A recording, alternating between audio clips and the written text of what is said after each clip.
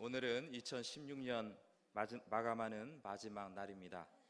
일반적으로 세상에서는 송년회라 해서 단체나 회사 가족끼리 모여서 애땜을 하고 새해를 맞이하면서 술을 먹는 경우가 많이 있습니다. 또 일명 망년회라, 한 해 동안에 좋지 못했던 것을 잊어버리자, 그리고 새롭게 시작하자라는 의미를 담고 있습니다. 그러나 오늘 제목처럼 기억하라는 말씀을 하고 있습니다. 옛적 일을 기억하라, 과거의 일을 잊지 말라라는 말씀을 우리에게 주고 있습니다. 우리는 쉽게 잊기를 좋아합니다. 특히 의미 없다고 생각하고 별 관심이 없다고 생각하면 깊이 생각하지 않고 잊어버리는 것이 우리의 망각입니다. 그러나 의미 있고 특별한 것은 우리가 생각하고 계속해서 우리가 기억을 해야 되는 것입니다.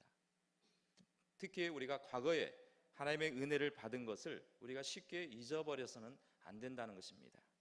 우리는 역사를 기억해야 합니다. 세월호 사건을 통해서 어떤 유족의 한 부모가 이런 말을 한 것이 기억이 납니다. 가장 무서운 것은 세월호 사건이 점점 관심 밖으로 잊혀가는 것이 무섭다, 이런 말을 했던 것을 보았습니다. 아직도 7시간의 그 미스터리가 풀리지 않는 그런 모습을 볼 수가 있다는 것입니다. 아베 신조는 진주만에 가서 추모를 했지만은 공식적인 사과를 하지 않았다라는 보도를 듣게 됩니다. 소녀상이 왜 세워졌습니까? 소녀상을 통해서 아픈 과거를 기억하고 지금도 고통에 있는 위안부 할머니들을 잊지 말자라는 의미가 담겨져 있다는 것입니다. 우리 교회는 서문교회를 떠난 지가 벌써 3년이 넘었습니다. 왜 나오게 되었습니까? 그날을 여러분들은 지금도 기억하고 있습니까? 2013년 9월 8일입니다. 우리 교회 혹시 와이파이 비밀번호를 아신 분 계십니까?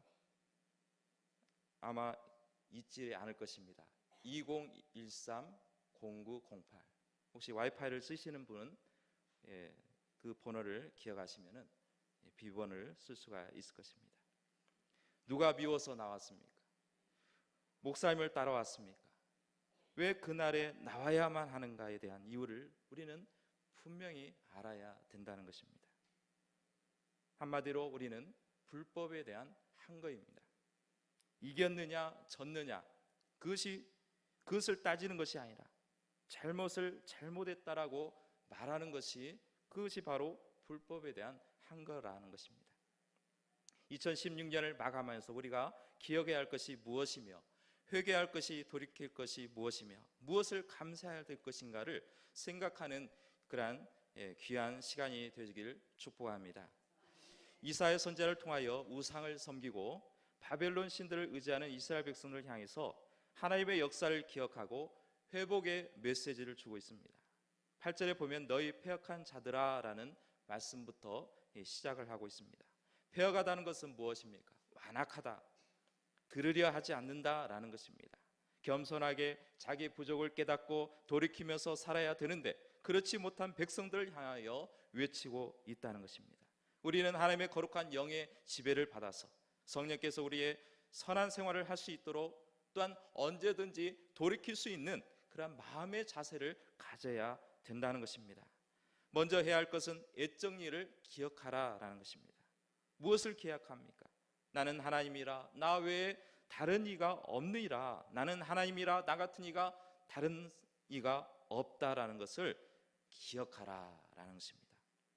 우리는 하나님 외에는 다른 이가 없음을 기억하는 것입니다. 하나님밖에 없다라는 것입니다. 구약으로부터 지금까지 기독교는 기억의 종교입니다. 이것이 무슨 뜻입니까? 구약의 정통적인 이스라엘 백성들의 신앙 교육은 바로 구두로 전승되는 것을 볼 수가 있습니다. 성경이 없었던 시대부터 하나님의 구원의 역사에 사용된 증거물을 통하여 교육했다는 것입니다. 예를 들면 십계명을 통해서 하나님께서 10가지 계명을 돌을 깎아서 10가지 계명을 새겼습니다. 그리고 아론의 지도자임을 보여주기 위해서 아론의 이미 죽어버린 지팡이에다가 싹이 나게 하고 열매를 맺도록 함으로써 그것을 증거로 삼아 주셨다라는 것입니다. 또 광야에서는 40년 동안 만나를 먹게 함으로써 이 만나를 담은 항아리를 벗기 안에다 넣도록 해가지고 대대손손 기억을 하게 만들었다라는 것입니다. 요단강을 건널 때 12도를 취했습니다. 후대 그것을 통하여 이스라엘 백성들에게 이 요단강을 건넜다라는 것을 보여주기 위하여 그렇게 증거물을 세워주셨다라는 것입니다. 부모들은 자녀들에게 늘 이 얘기를 해주었습니다. 그때는 뭐 책이 있는 것도 아니고 거기에 대해서 뭐 어떤 구체적인 어떤 체계적인 선생님이 있는 것도 아닙니다. 부모의 신앙이 그대로 자녀들에게 전수가 되는, 또 교육을 통해서 그 자녀들에게 믿음을 심어주고 세상에서 지혜를 심어주는 그러한 교육의 시스템을 가지고 있었습니다.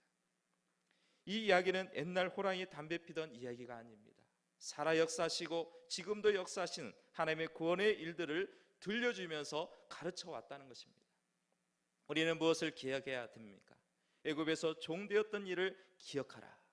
하나님께서 종의 모습이었던 이 이스라엘 백성들을 해방시켜 주신 하나님을 기억하라라는 것입니다.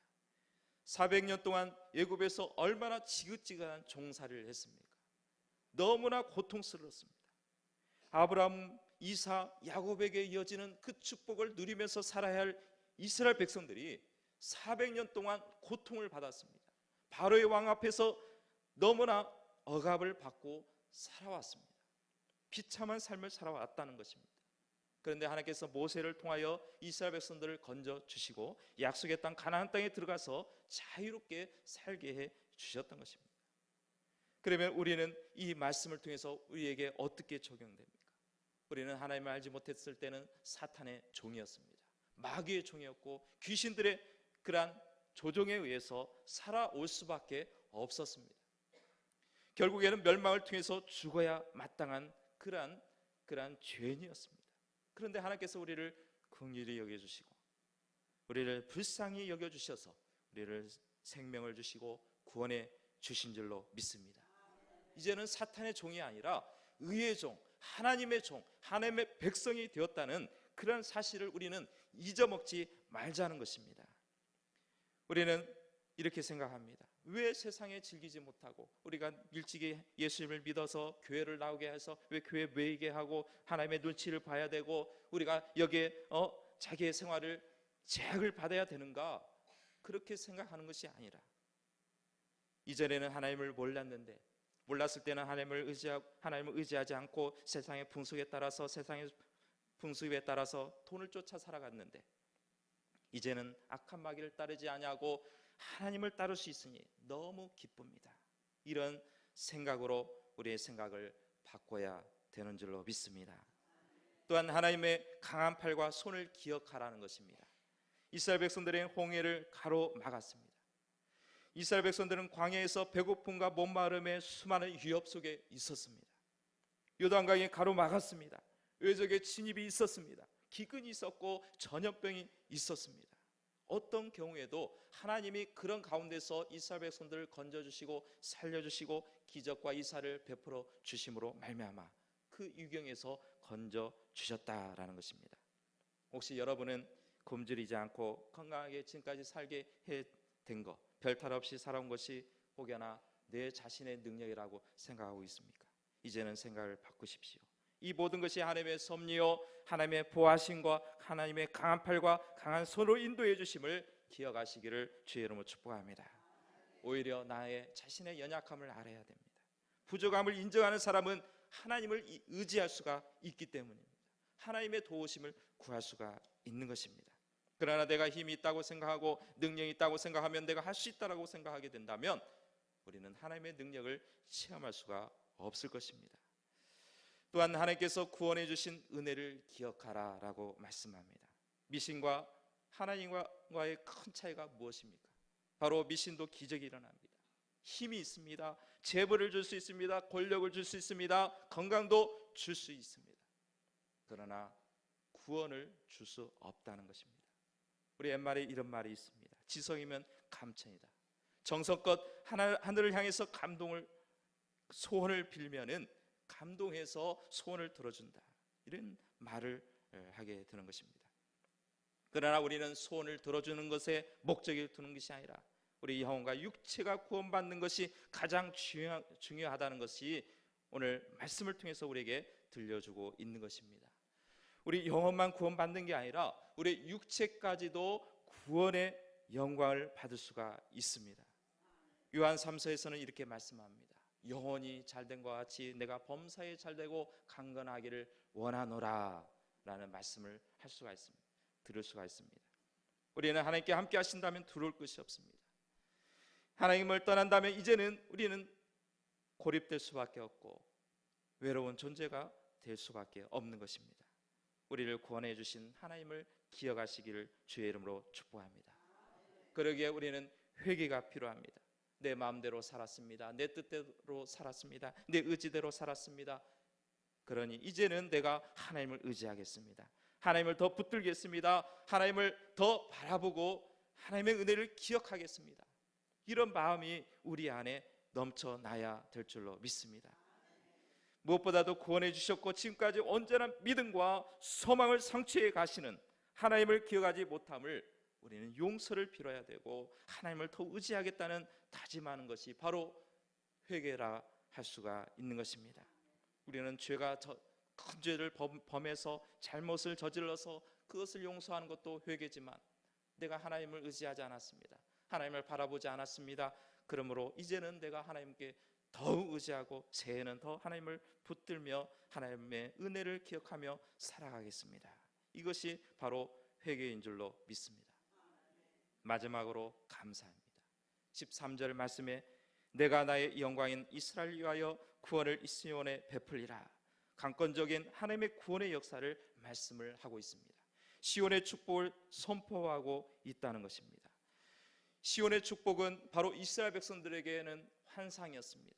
꿈이었습니다. 비전이었습니다. 바로 시온에서 하나님께서 회복해 주시겠다는 수많은 선자들의 예언의 말씀이 있었기 때문에 이스라엘 백성들은 지금도 시온에 대한 그러한 열망, 악망이 있습니다.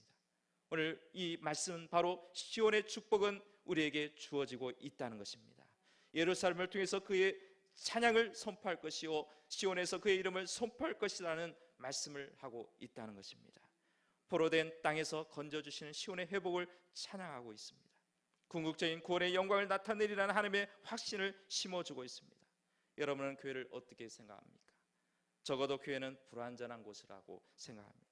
아직도 수없이 고쳐져야 할 미완성이라고 생각하고 있습니다.